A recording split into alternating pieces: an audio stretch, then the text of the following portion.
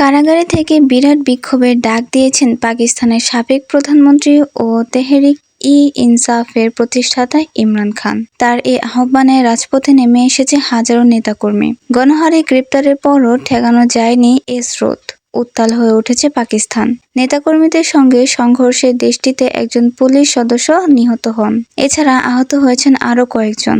ইমরান খানের দল ও দেশটির কর্মকর্তারা জানিয়েছেন, সোমবার রাজধানী ইসলামাবাদের বাইরে কারাবন্দী সাবেক প্রধানমন্ত্রী ইমরান খানের সমর্থকদের সঙ্গে নিরাপত্তা বাহিনীর সংঘর্ষ হয়েছে।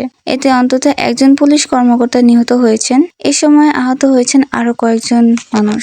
ইমরান খানের মুক্তির দাবিতে বিক্ষোভের ঘোষণার পর কর্তৃপক্ষ দুদিন ধরে রাজধানী ইসলামাবাদে লকডাউনের ঘোষণা করেছেন। এছাড়া তাদের প্রবেশ ঠেকাতে মহাসড়কগুলোতেও ব্যারিকেড দেওয়া হয়েছে। ইমরান খানের মুক্তির দাবিতে উত্তাল পাকিস্তান, পুলিশ নিহত। কি হচ্ছে পাকিস্তানে? মুক্তি পাবে ইমরান? প্রদেশের পুলিশের প্রধান ওসমান আনোয়ার বলেন, পুলিশের এক কর্মকর্তা গুলি করে হত্যা করা হয়েছে। এছাড়া অন্তত 119 জন পুলিশ সদস্য আহত হয়েছেন। এমনকি বিক্ষোভকারীরা দুটি পুলিশের গাড়ি ভাঙচুর করেছেন।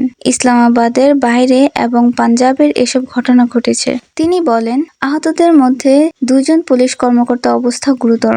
অন্যদিকে ইমরান খানের দলের পক্ষ থেকে বলা হয়েছে, সংঘর্ষে তাদের অসংখ্য নেতাকর্মী আহত হয়েছেন। তারা জানিয়েছে, ইমরান খানের স্ত্রী বুশরা বিবি ও তার অন্যতম সহযোগী আলী আমিন গন্ধপুর এই বিক্ষোভে নেতৃত্ব দিচ্ছেন। সোমবার রাতে এটি প্রায় ইসলামাবাদের অভ্যন্তরে চলে এসেছে। প্রতিবেদনে বলা হয়েছে, দাঙ্গা পুলিশ, আধা সামরিক বাহিনীর সদস্যরা ইসলামাবাদের সড়কে মোতায়েন রয়েছেন। এছাড়া বিক্ষোভকারীদের ঠেকাতে শিপিং কন্টেইনার দিয়ে সড়ক বন্ধ করে দেওয়া হয়েছে। রাস্তাগুলো অবরোধ করতে শিপিং কন্টেইনার ব্যবহার করেছেন। দেশটির কর্মকর্তারা জানিয়েছেন, বিক্ষোভকারীদের শহরে প্রবেশ ঠেকাতে পূর্বাঞ্চলীয় প্রদেশের শহর ও টার্মিনালের মধ্যে সব গণপরিবহন বন্ধ করে দেওয়া হয়েছে।